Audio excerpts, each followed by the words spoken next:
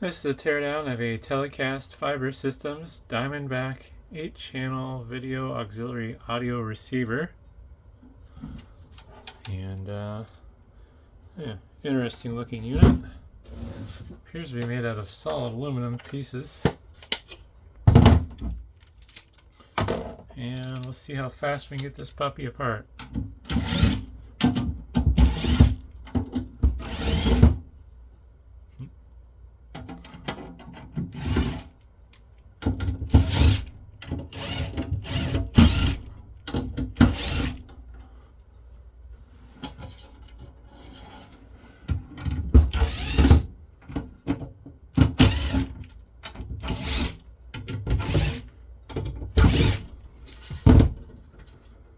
Alrighty. Hanging on by a thread.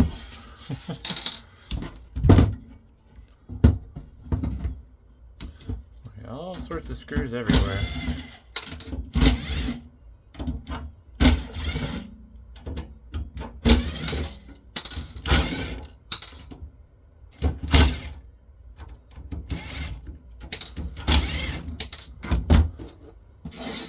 Wonder if I can get this shielded screw off. Oh, cool. I like these little shielded switches. They're kind of fun. This is also a locking shielded switch. So you have to pull out to get past the little nub that stops you from switching it on and off. Alrighty. Take off the rack ears. I love these rack ears. I really like extruded aluminum. It's pretty fun. There we go, a little more light. Love the design. I don't know if that makes them cheaper to manufacture or not, though. Because aluminum probably costs more from a material cost standpoint. But at the same time, there's less processing since they just extrude it and cut it.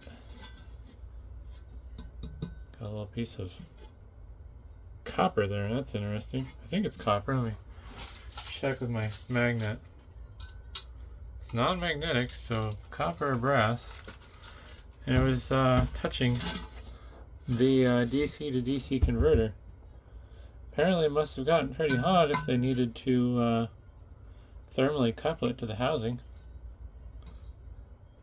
I think it's copper. I don't think it's brass. Oh, it's either copper or brass. Interestingly, this does have a battery in it, presumably for backup power purposes. And I don't think I'm going to be able to get the board out too easily here, but we'll find out.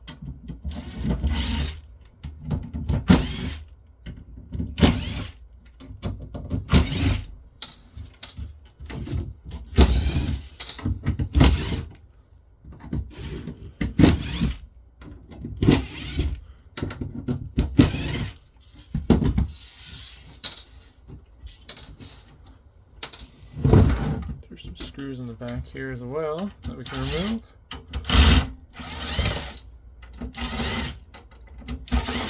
This thing has a lot of screws holding it together. I didn't grab a socket to remove the nuts for the BNC connectors, unfortunately. But I think I'm just going to end up taking off the back panel assembly with the board. Oh, that's weird. Apparently it's those screws above the BNC connectors don't do anything. They just have a nut going to them. Maybe they're auxiliary grounding points or something? I don't know. Alright, so that's kind of cool. Oh, that's what that connector's for. Front panel, whoops. Just some breakout boards so they can assemble it easier, I'm assuming. This is a rotary encoder. Or, well, it's just a multi-selector switch.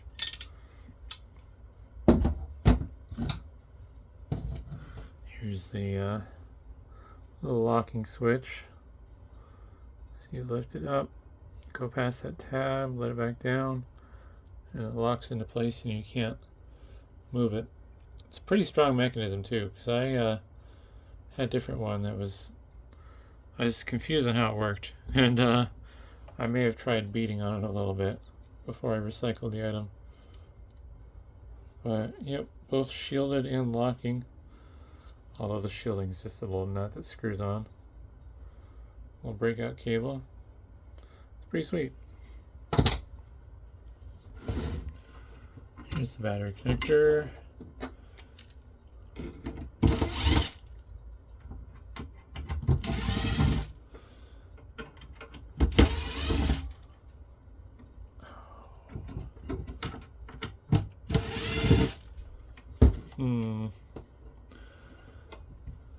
I don't have a socket handy. We're just going to use my side cutters, because that's totally the right way to do this. Didn't pop it loose here. That locking nut's doing it, or not locking nut, locking washer is doing its job.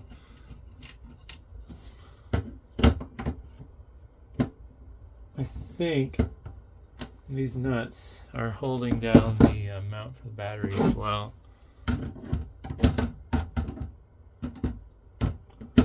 It'd be nice if I had an appropriate tool for removing those, but we'll make do with what I have handy. Oh, there's another screw.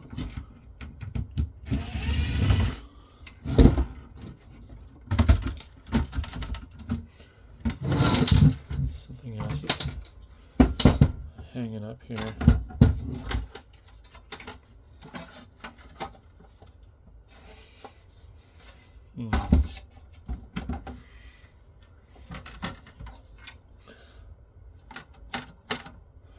Hope was to get this whole board and backplate out as one piece so I can be lazy. But I'm stuck on something. I don't think I need to remove this daughter board.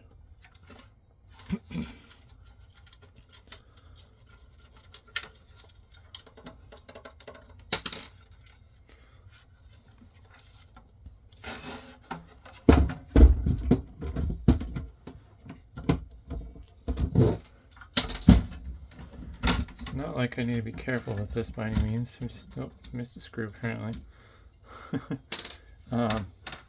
Just trying not to accidentally cut myself on some sharp edge.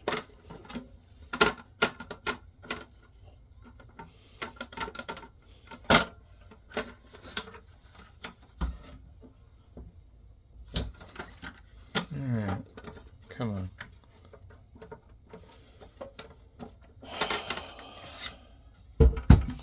I need to remove these. I'm going to do that off camera though, because it's going to take forever.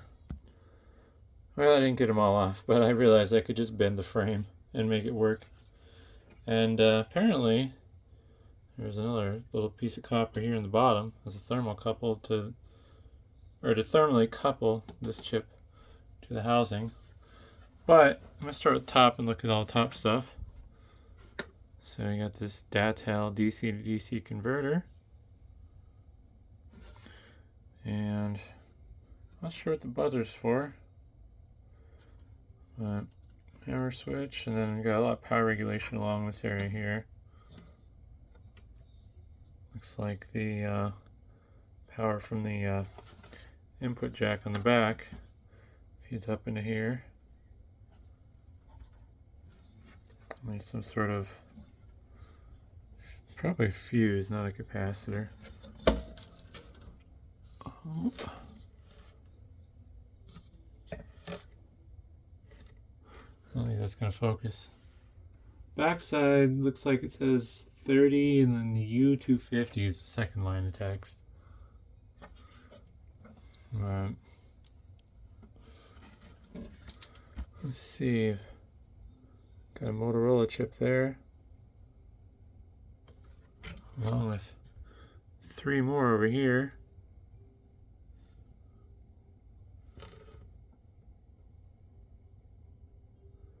Two are the same, but oops, this one on the right is a little different. Another Motorola chip here as well. I would suspect this is filtering for the audio channels. Deal with noise or whatever. Or it could be amplification or preamps even. LM30. Gosh darn it. Maybe that one will focus. LM358. I don't know what that is without looking it up.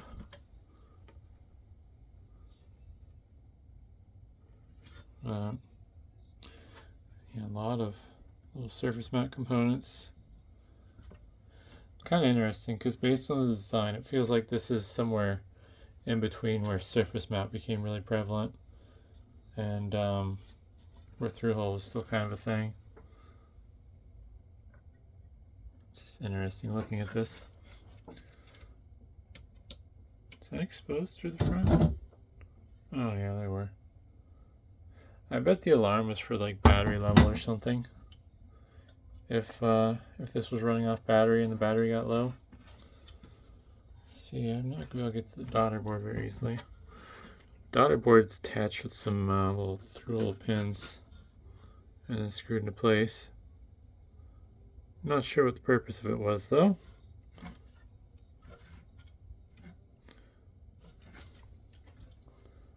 Maybe it's I don't know. Interesting. Don't know what to think. We got an HP chip on the back, which is a little bit of a surprise. Might have to wipe it off so it's readable. Ceramic, I think. That might be plastic. HP HDMP-1014. So, yeah, I don't know. Don't really know what to think. It's interesting. I love how everything's kind of laid out in some little modules on the board. Each of these are the audio channels. And doesn't seem like it's a very dense board. Just trying to figure out where the signal path goes. I think the signal goes through some vias to the bottom side of the board. You can see these go to the traces above with through more vias, and then they're broken out. Then we got light indicators for signal, whether or not you're getting signal or not.